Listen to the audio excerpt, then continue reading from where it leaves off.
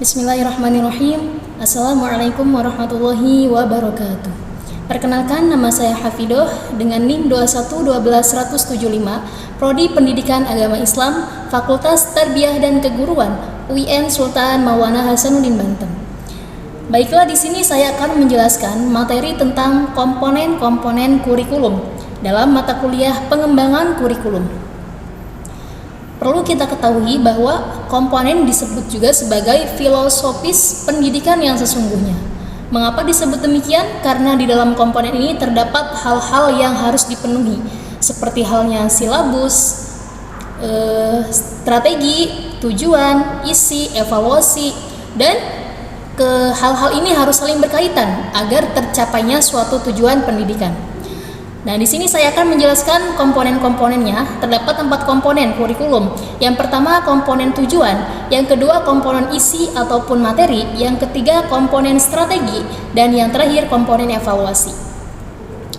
Nah, yang pertama akan kita bahas tentang komponen tujuan.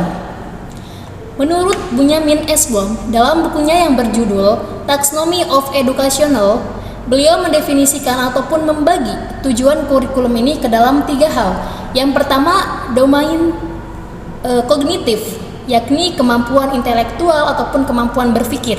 Yang kedua, domain afektif, yakni tentang penerimaan ataupun cara merespon, analisis, dan cara reaksi dia gitu ketika menghadapi hal-hal.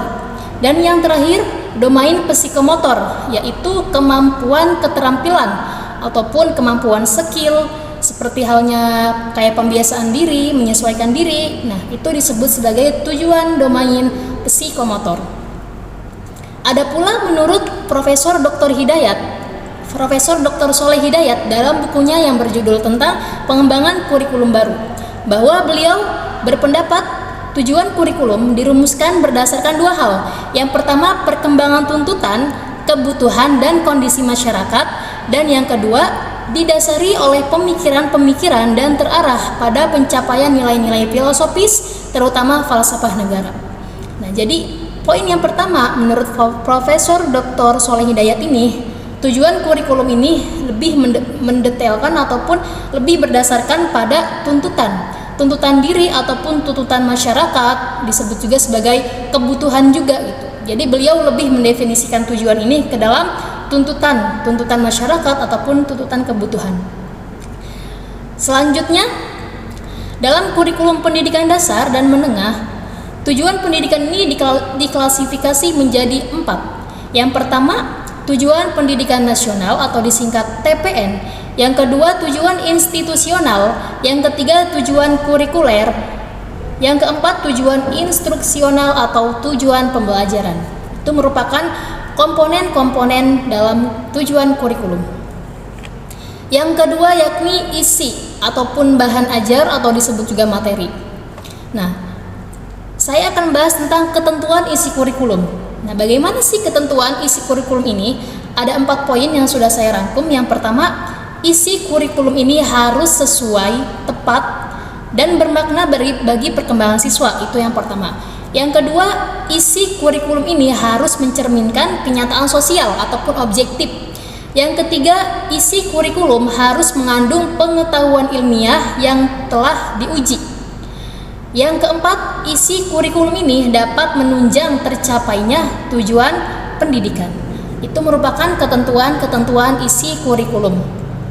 Nah, ada pula prinsip menyusun materi ajar. Bagaimana sih cara menyusun prinsip materi ajar? Yang pertama, materi kurikulum ini berupa bahan pelajaran, terdiri dari bahan kajian atau topik-topik pelajaran yang dapat dikaji oleh siswa dalam proses pembelajaran. Jadi yang pertama ini, prinsip menyusun materi ajar itu kita harus menyesuaikan topik-topik yang akan kita ajarkan kepada siswa, apakah ini relevan, apakah ini signifikan, apakah ini akan mudah ditangkap oleh siswa. Itu prinsip menyusun materi ajar yang pertama. Yang kedua, mengacu pada pencapaian setiap satuan pelajaran. Maksudnya mengacu pada pencapaian tujuan setiap suatu satuan pelajaran. Misalkan pelajaran A, maka kita harus mengusahakan ataupun membuat tujuan-tujuan yang sesuai dengan materi pelajaran tersebut. Yang ketiga, diarahkan untuk mencapai tujuan pendidikan nasional. Nah, dan ini sangat diperlukan ataupun sangat ditujukan karena pada hakikatnya kita merupakan manusia yang harus dididik agar mencapai tujuan pendidikan nasional. Selanjutnya, selain itu pula, materi pembelajaran ini harus disusun secara logis dan sistematis. Dalam bentuk apa? Dalam bentuk teori, dalam bentuk konsep, generalisasi, prinsip, prosedur ataupun cara yang akan kita sampaikan, dan fakta. Selanjutnya, menurut Hilda Taba, beliau mengemukakan kriteria untuk memilih isi kurikulum ataupun untuk memilih isi materi kurikulum, yakni ada 5 poin. Yang pertama, materi harus soheh dan signifikan, artinya menggambarkan pengetahuan mutaakhir. Itu yang pertama. Yang kedua, relevan dengan kenyataan sosial dan kultur agar anak lebih memahaminya gitu. Jadi jangan asal mencari isi materi, melainkan harus menyesuaikan atau merelevankan dengan kenyataan sosialnya gitu. Yang ketiga, materi harus seimbang antara keluasan dan kedalaman. Maksudnya di sini kita harus memahami apakah nanti siswa dapat memahami materi yang kita ajarkan, apakah nanti sesuai dengan kemampuan siswa. Nah, itu merupakan materi yang harus seimbang antara keluasan dan kedalaman. Yang keempat, sesuai dengan kemampuan dan pengalaman peserta didik. Nah, sama halnya dengan ini harus disesuaikan dengan kemampuan peserta didik. Jangan sampai kita memberikan materi di luar kemampuan peserta didik. Yang kelima, materi harus sesuai kebutuhan dan minat peserta didik. Nah, ini sangat penting karena apa? Karena bukan hanya kita sekedar mencari isi materi kurikulum, melainkan kita juga harus menyesuaikan dengan kebutuhan si anak tersebut, kebutuhan peserta didik ini, apa saja yang lebih diprioritaskan. Nah, itu harus disesuaikan dengan kebutuhan. Selanjutnya, yang ketiga, yakni ada komponen mengajar, ada strategi mengajar. Nah, strategi mengajar ini meliputi pendekatan, metode, dan media pembelajaran.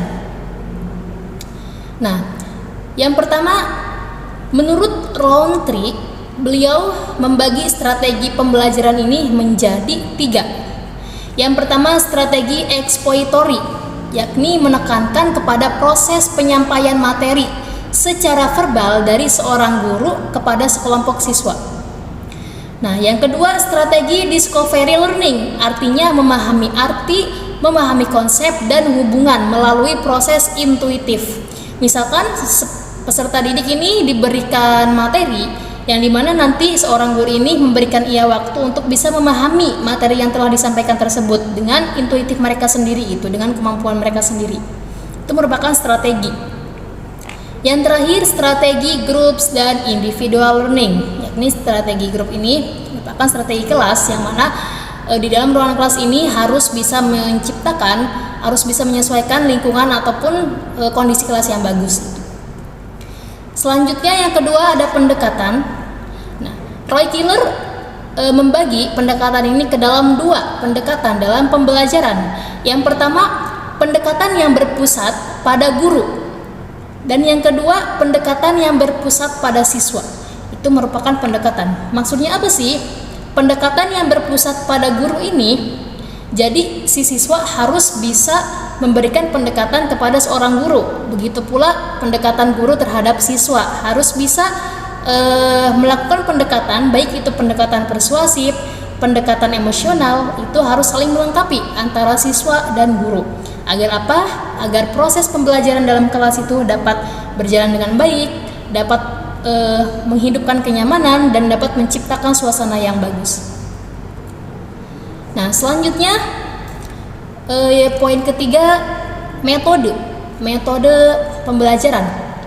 Nah, di sini ada 4 jenis metode pembelajaran. Yang pertama, metode ceramah. Yang kedua, metode tanya jawab. Yang ketiga, metode demonstrasi. Dan yang keempat, metode diskusi. Seperti halnya ceramah, jadi seorang guru memberikan materi yang disampaikan kepada semua muridnya, itu disebut metode ceramah. Dan metode tanya jawab, yakni setelah metode ceramah ini memberikan sistem tanya jawab kepada siswa yang belum memahami apa materi yang telah disampaikan tadi. Yang ketiga metode demonstrasi, dan yang terakhir metode diskusi. Nah, metode diskusi ini lebih menekankan pada keberanian peserta didik agar berani mengungkapkan pendapatnya. Nah, yang keempat media pembelajaran.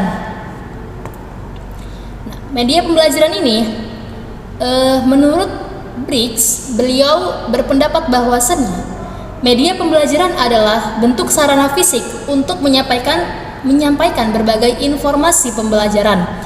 Menurutnya yang termasuk ke dalam hal media pembelajaran ini seperti halnya bisa menggunakan video, buku, audiovisual, dan lain-lain sebagainya yang dapat menunjang keberlangsungan pembelajaran. Adapun jenis-jenis media pembelajaran terdapat 4 poin. Yang pertama, media visual. Apa itu media visual? Yakni media ini menekankan penggunaan tampilan yang dapat menarik perhatian mata. Misalnya diagram, misalnya grafik, PowerPoint, komik, poster, bagan. Intinya sesuatu hal-hal yang dapat menarik perhatian panca indera peserta didik gitu. Jadi kita harus cerdas mengolah ataupun sekreatif mungkin memberikan inovasi agar dapat dilihat dengan indah gitu ya, dengan nyaman. Yang kedua, media audial. Ini menekankan pada penggunaan pendengaran. Kalau yang pertama tadi menekankan pada penglihatan, yang kedua pada pendengaran. Seperti halnya tape recorder, laboratorium bahasa, dan radio. Itu merupakan media yang dapat menunjang keberhasilan ataupun media pembelajaran. Yang ketiga, projected style media. Nah, ini seperti halnya pemakaian slide, infocus, dan overhead projector. Ini salah satu media pembelajaran pula. Dan yang terakhir, projected motion media. Nah, ini merupakan media terakhir dari jenis-jenis media pembelajaran yang dimana media projected motion media ini menyampaikan berbagai informasi melalui gambar yang bisa bergerak, seperti hanya televisi, film, video, DVD, apalagi animasi, dan komputer. Intinya segala sesuatu hal yang berkaitan dengan audiovisual itu, yang bisa dilihat dan bisa juga didengar itu, yang mana di isinya ini bisa mengedukasi peserta didik. Nah, komponen yang terakhir yaitu komponen evaluasi. Evaluasi diartikan sebagai komponen untuk melihat efektivitas pencapaian tujuan peserta didik. Nah, evaluasi ini bisa diterapkan di awal, bisa diterapkan di pertengahan, ataupun ada yang disebut jangka panjang, jangka pendek. Itu evaluasi biasanya. Jadi untuk mengukur sejauh mana peserta didik ini berhasil ataupun mampu memahami materi-materi yang telah dijelaskan kemarin-kemarin. Nah, evaluasi ini terbagi menjadi 2. Yang pertama, evaluasi hasil pembelajaran. Nah, di poin pertama ini terbagi 2 hal. Yang pertama, evaluasi formatif, yang dimana ini ditujukan untuk menilai penguasaan siswa terhadap tujuan-tujuan pembelajaran dalam waktu yang pendek. Jadi yang evaluasi formatif ini dalam waktu jangka pendek, misalkan 1 hari masuk mata pelajaran. Nah, maka di waktu akhir itu kita memberikan evaluasi kepada peserta didik terhadap mata kuliah yang hari itu telah disampaikan. Yang kedua, evaluasi sumatif. Ini ditujukan untuk menilai penguasaan siswa terhadap tujuan yang lebih luas ataupun jangka panjang, seperti halnya per 1 tahun, per 1 semester. Misal per 1 semester kita baru memberikan evaluasi kepada peserta didik. Nah, itu disebut sebagai evaluasi sumatif. Yang kedua, ada evaluasi pelaksanaan pembelajaran. Nah, model ini paling banyak diikuti oleh para evaluator. Nah, karena model evaluasi ini lebih komprehensif jika dibandingkan dengan model evaluasi lainnya gitu. Yang termasuk dalam evaluasi pelaksanaan pembelajaran di sini yaitu evaluasi konteks, evaluasi masukan, evaluasi proses, dan evaluasi hasil. Jadi dari kedua evaluasi ini, antara evaluasi hasil pembelajaran dan pelaksanaan pembelajaran ini lebih unggul itu di poin kedua ya, evaluasi pelaksanaan pembelajaran, karena dia lebih spesifik gitu. Kayak seperti evaluasi masukan, evaluasi proses yang dilihat dari siswa ini langsung dia evaluasi gitu. Jadi enggak nunggu kayak diberikan tugas dulu, enggak nunggu 1 semester dulu gitu. Mungkin hanya itu yang dapat saya sampaikan. Semoga apa yang telah saya jelaskan dapat dipahami dan dapat bermanfaat untuk kita semua. Mohon maaf atas banyaknya kekurangan. Terima kasih atas segala perhatian. Pamit undur diri. Wassalamualaikum warahmatullahi wabarakatuh.